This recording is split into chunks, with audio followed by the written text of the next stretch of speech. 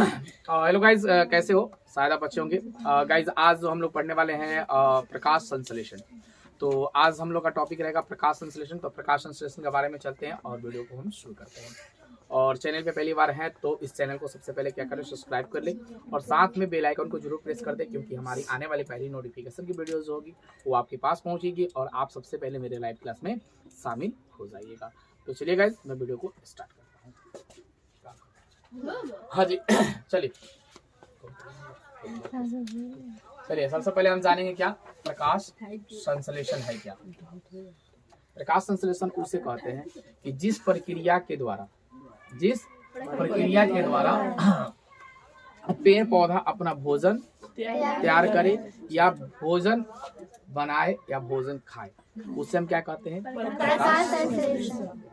प्रकाश संश्लेषण जैसे ही नाम आए तो आप सीधे समझिएगा कि प्रकाश संश्लेषण जिससे रिलेटेड होता है वह क्या होता है? मेरा पेड़ और पौधा, क्योंकि पेड़ पौधा ही है ऐसा जीव जो कि प्रकाश संश्लेषण के माध्यम से ही भोजन को क्या करता है?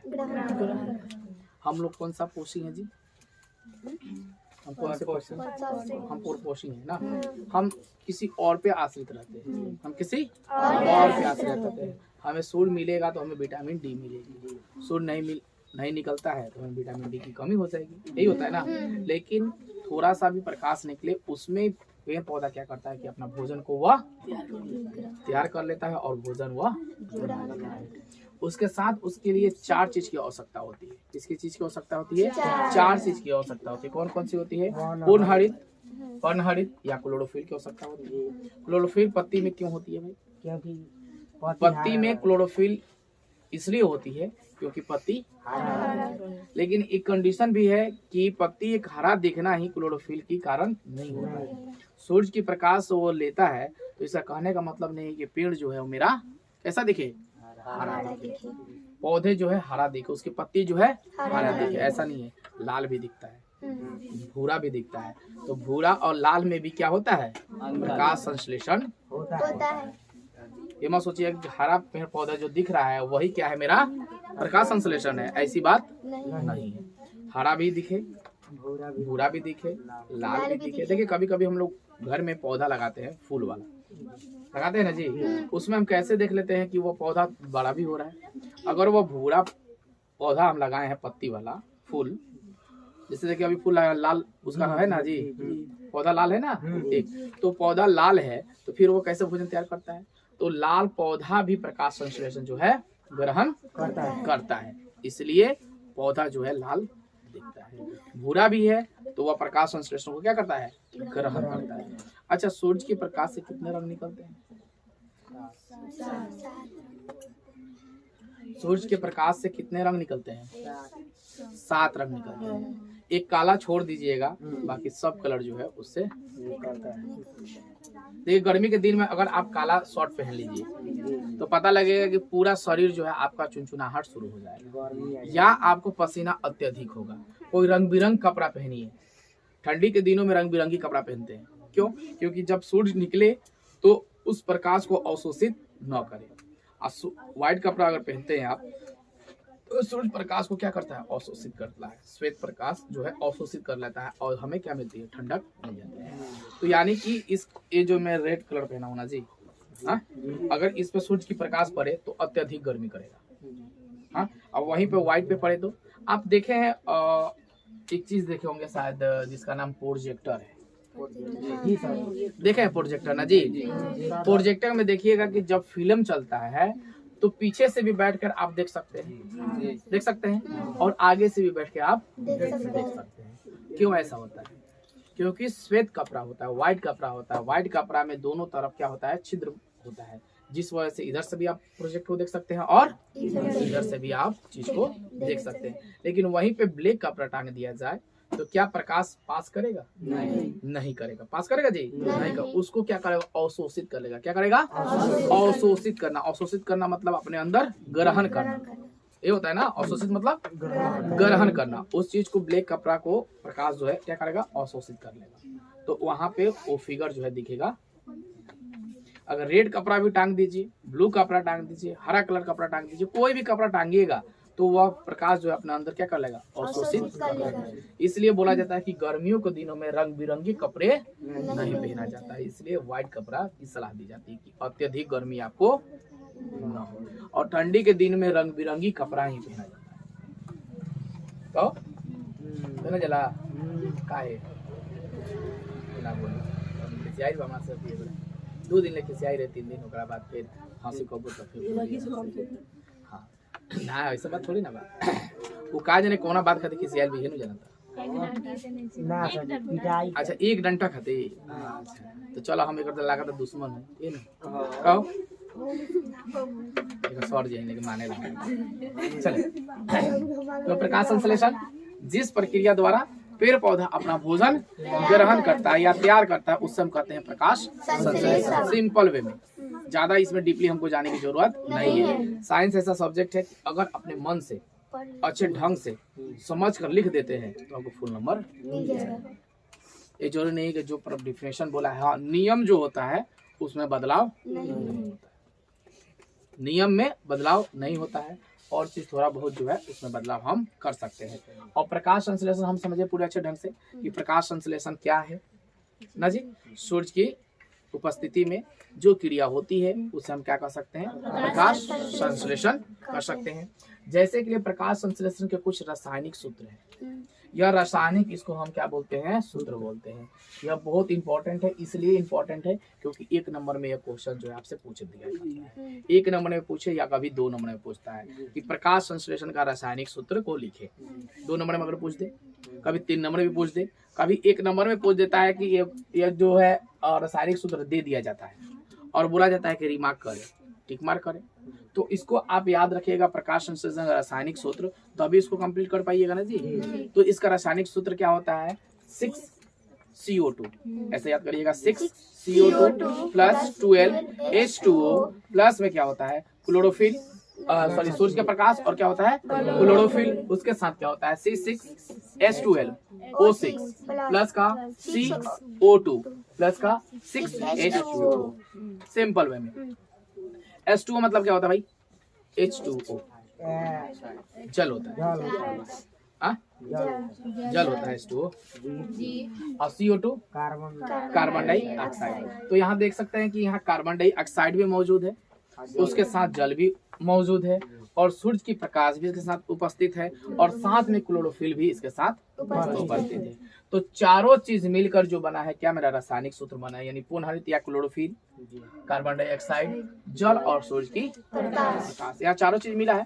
तो चारों चीज मिलकर क्या बना है, रासायनिक सूत्र बना है, यानी कि प्रकाश संश्लेषण जो है मेरा तैयार हुआ है। तो प्रकाश संश्लेषण का रासायनिक सूत्र बिल्कुल याद हो गया होगा, क्या 6CO2 प्लस 12H2O, सूर्य की प्रकाश, chlorophyll, C6H12O6 plus CO2 plus 6H2O।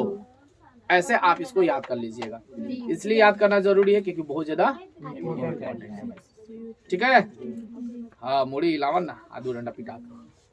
चलिए, प्रकाश संश्लेषण की प्रक्रिया के लिए आवश्यक पदार्थ के घटक कौन कौन से होते हैं, इसके महत्वपूर्ण घटक कौन कौन से होते हैं। ऐसे क्वेश्चन पूछ सकता है आपसे कि प्रकाश संश्लेषण के प्रमुख घटक को लिखे, प्रकाश संश्लेषण के महत्वपूर्ण घटक को लिखे, प्रकाश संश्लेषण की आवश्यक सामग्री को लिखे, प्रकाश संश्लेषण के आवश्यक पदार्थ के घटक को लिखे। 4-5 तरीका से इसको क्वेश्चन को पूछ सकता है, बट हमें एक चीज को याद रखना है, क्या प्रकाश संश्लेषण की प्रक्रिया कौन कौन सी होती है। सिंपल बात, इसके प्रमुख घटक कौन कौन से होते हैं, इस घटक को अगर आप याद रखोगे तो 4 चीज घटक आप लिख सकते हो, पूर्ण हरित या क्लोरोफिल, उसमें साथ कार्बन डाइऑक्साइड, जल और सूर्य का प्रकाश। यह 4 चीज है, अगर यह फॉर्मूला आपको याद है तो ये 4 चीज भी आपको सिंपल। तो चलिए सबसे पहले जानेंगे पूर्ण हरित या क्लोरोफिल। पूर्ण हरित और क्लोरोफिल क्या होता है, तो पूर्ण हरित और क्लोरोफिल के लिए एक छोटा सा यहाँ फिगर जो है आपको दिखाई दिया गया कि कोई भी हम पत्ती अगर लेते हैं, चलिए कोलियस का पत्ता हम अगर लेते हैं तो पौधा कोई भी हो, कोलियस उसका नाम रखा गया उस पौधा का। अगर उस पौधों को पत्ता को हम लेते हैं, ब्राउन कलर, भूरा कलर, हरा कलर, नीला कलर, जो भी हम पत्ता अगर लेना चाहते हैं, यहाँ पर हम पत्ता को ले सकते हैं। पत्ता को लेंगे, कहाँ डालेंगे, तो यह जो फिगर दिख रहा है, इस फिगर का नाम क्या होता है, बीकर। बीकर, या आप अपने घर में देख लो तसली ना, तो उकरे के हम शीशा में ले लेम तो उसका नाम हो जाए बीकर ना। शीशा के लेना क्या हो जाएगी बीकर, तो का नाम हम बीकर बोल सकता नहीं। तो शीशा का हम तो मेरे पास तो नहीं है चीज की आपको हम दिखाएं, तो बीकर समझ लीजिए सिंपल वे में कि बीकर होता क्या, तो बीकर होता है शीशा का कांच का एक प्लेट होता है। जैसे देखे होंगे आप लोग कभी कभी कहीं जाते होंगे तो मछली पाला जाता है, वैसा देखे है ना जी, वैसा ही होता है बीकर। उसके पार्ट जो है अलग अलग यहाँ पे बना दिए गए हैं, ठीक है, पार्ट जो है अलग अलग बना दिए गए हैं, जिससे कि इसको हम इंग्लिश में बोलते हैं वाटर बाथ, लेकिन सिंपल बात में रखिए कि बीकर ही है। इंग्लिश हम लोग कहीं याद ना पड़ी तो याद पड़ी जी, ना पड़ी तो हम सिंपल वे में लिख दें कि बीकर, बीकरो लिख दें तो गंगा नहा ले, कोनो बात नहीं है। हाँ तब का अच्छा कलरवा में कोनो बात नहीं है, चलिए। हाँ वाटर बात इसको हम बोल सकते हैं बीकर। इस पत्ती को कोलियस का पत्ता जो है, कोलियस का पत्ता है, इस बीकर में हम डाल दिए। तो बीकर में डाले यानी कि उस शीशा के प्लेट में हम डाले जब, तो इसमें क्या सामग्री डाले हैं जी, क्या सामग्री डाले हैं, तो इसके साथ रखे हैं अल्कोहल में उबालना, यानी कि यहाँ अल्कोहल जो है उबल रहा है। यहाँ जो देख रहे हैं आप, यहाँ दिया जल रहा है, यानी कि गैस आपका जल रहा है, तो यहाँ हम प्रकाश को फैला देते हैं। चूल्हा जलता है और यह बीकर में अल्कोहल उबल रहा है। दारू आप ले लीजिएगा, दारू अल्कोहल, दारू को हमें अल्कोहल बोलते हैं ना, तो अल्कोहल को हम उबाला जा रहा है, उसमें हम कोलियस के पत्ती को क्या किए हैं डाल दिए हैं। अब यह कोलियस का पत्ती भी उसके साथ क्या हो रहा है उबल रहा है। जैसे कि आप समझ सकते हैं कि गर्म पानी है आपके घर और उसमें हम चावल को डाल दिए, तो चावल भी उबलता है या पानी उबलता है, चावल पानी दोनों उबलता है। तो देखिए चावल का ठोस पदार्थ में होता है और वह किस पदार्थ में हो जाएगा, एकदम मुलायम पदार्थ में हो जाता है ना। चावल जो होता है कच्चा वो बिल्कुल ठोस होता है ना जी, मजबूत होता है ना। जब हम पानी में उसको डाले तो वो फूल के बिल्कुल मुलायम हो जाता है, तभी तो खाने योग्य होता है। तो उसी प्रकार जो है इसको हम क्या किए हैं कि बीकर में जब डाले हैं अल्कोहल के साथ और उबालना शुरू किए हैं, तो पत्ती का रंग जो है चेंज होता जाएगा, पत्ती का कलर जो होगा क्या होगा चेंज होगा। जब ऑलरेडी यह चेंज होगा तो अगर ये नीला पत्ती है तो पीला पत्ती में आएगा, कुछ ना कुछ डिफरेंट होगा। अगर ये हरा पत्ती में है तो ये काला पत्ती में होगा, कुछ ना कुछ परिवर्तन होगा, एकदम 101% है कि परिवर्तन होगा। परिवर्तन होना इसलिए जरूरी है क्योंकि किसी भी चीज को अगर आप उबालते हुए पानी में भी डालेंगे तो इसकी आकार में परिवर्तन होता है कि नहीं होता है। अगर चाय भी आप बना रहे हैं तो दूध में पानी डाल दिए, अगर आप पानी डाल दिए उसमें चाय पत्ती डाल तो कुछ परिवर्तन हुआ कि नहीं, चाय पत्ती जैसे डाले तो परिवर्तन हुआ कि नहीं। पानी व्हाइट डाले हैं, चाय पत्ती तो रेड हो गया, हल्का ब्लैक हो गया, लाल हो गया, बहुत सारा चाय है हाँ, तब वो उसका परिवर्तन चेंज होता। उसी प्रकार इसमें भी परिवर्तन हुआ और इस परिवर्तन के दौरान यह परिवर्तन मतलब होला बदलाव, ठीक बा। हाँ हरा पत्ती होता है, ग्रीन टी उसको बोलते हैं हम लोग, ठीक है। हाँ ग्रीन टी हम लोग के यहाँ बहुत कम उपलब्ध है और ग्रीन टी थोड़ा सा महंगा है और ग्रीन टी हमें पीना भी नहीं चाहिए ना। अच्छा वो शुगर वुगर के लिए सबके लिए है, हम लोग सिर्फ सिंपल चाय पियेंगे तो बेस्ट रहेगा ना। एक चाय तो 5-5 हजार का है, एक पीस लीजिएगा तो 5 हजार का है, 10 हजार का है, 8 हजार का है। एक चाय जब हम जिस कंपनी में काम करते थे, जब 10th में थे, जब काम हम करते थे तो उस समय स्थिति मेरे घर की ठीक नहीं थी, आप लोगों को बताई भी है, स्थिति वगैरह बहुत नाजुक थी। भाई नहीं काम करेंगे तो खाएंगे कहाँ से, पापा को इलाज कहाँ से कराएंगे, बहुत सारी समस्या थी। तो उस टाइम जब हम काम करते थे तो एक चाय पत्ती का पीस 5 हजार 10 हजार, और जब वो काम होता तो हम लोग मात्र 2 आदमी काम करते थे, एक हम काम करते, एक मेरा दोस्त काम करता था, 2 आदमी। और वह मशीन पर जल्दी कोई नहीं बैठता था, इसलिए कि उसमें प्रोडक्शन बहुत हाई लेवल पर होता था। जो एक कंपनी बनाती थी पूरा मतलब 12 घंटा में 18 पेटी 22 पेटी, तो वहाँ निकलता था 32-33 पेटी, उसका अलग पैसा मिलता था। इसलिए उस कंपनी पे हम लोग उस पे काम करते थे।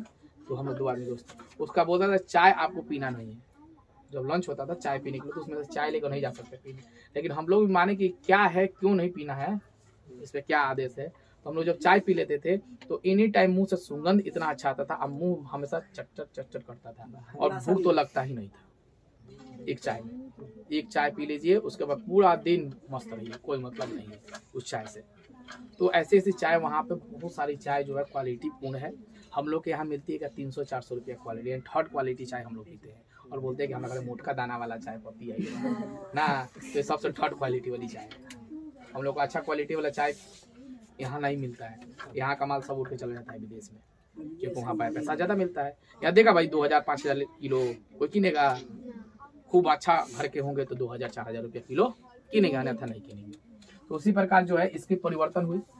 और परिवर्तन के उपरांत जब यहाँ से बीकर से पत्ती नीचे की ओर है तो क्या बना कि इसमें हम उबालेंगे आयोडीन में। किसमें उबालेंगे? आयोडीन में, या आयोडीन में आप धो दीजिए उसको, नमक में उसको धो दी, तो इसका भी कलर क्या हो जाएगा?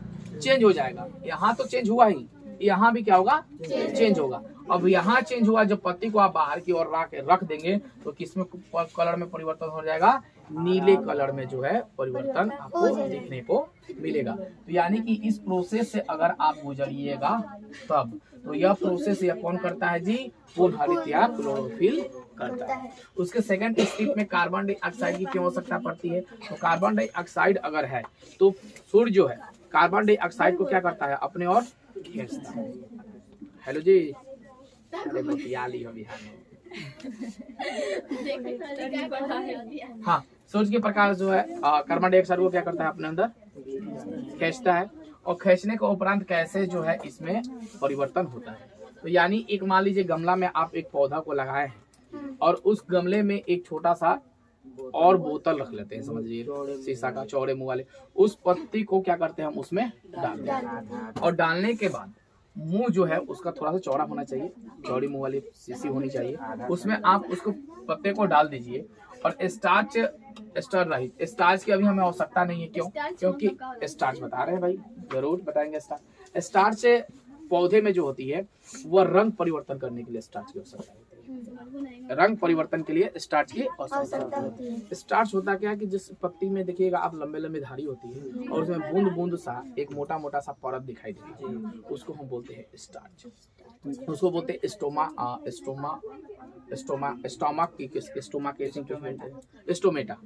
उसको बोलते हैं स्टोमेटा भी बोल सकते हैं या स्टार्च बोल सकते हैं। स्टार्च जो होला हमनी के शरीर खातिर तो कोनो फायदा नहीं, ओकरा शरीर खातिर बहुत फायदा बनता।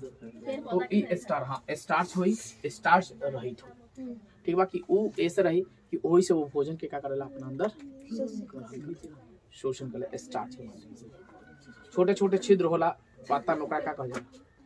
अगर यहाँ मानते हैं हम छोटे छोटे छिद्र होता है, छोटे नहीं, ये तो मोटा मोटा धब्बा होता है। छोटा छोटा छिद्र हो अगर तो उसको हम क्या बोल सकते हैं?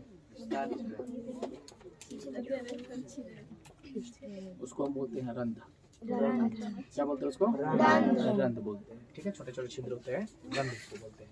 अब मोटा मोटा धब्बा जब बड़ा बड़ा हो जाए उसको हम बोलते हैं स्टार्च। ठीक है। उसके बाद जल क्या होता है? पानी। और पौधे के लिए पानी आवश्यक है जी, आवश्यक है कि नहीं है? अगर पौधा में अगर पानी ना मिले, अगर आपको खाना खिला दिया जाए भर पेट और बोला जाए कि पानी ना पियो, अगर पानी ना पियो तो तहार मुंह हमेशा का होई? सूखल रही, तार शरीर में ताजगी ना रही, हाँ, हमेशा रुखर रहबो, मुखियाई रहबो। तो इसलिए जल भी हमारे लिए जरूरी है, पौधे के लिए और हमारे लिए भी, क्योंकि भोजन ग्रहण करने के उपरांत जल की भी आवश्यकता होती है, जिससे पौधे में क्या होती है? विकास होता है। ठीक है। उसके बाद सेकंड स्टेप में है सूरज की प्रकाश। सूरज की प्रकाश क्यों जरूरी है? हमारे लिए भी जरूरी है और पेड़ पौधे के लिए भी जरूरी है, क्योंकि इसी से वह भोजन को ग्रहण करता है।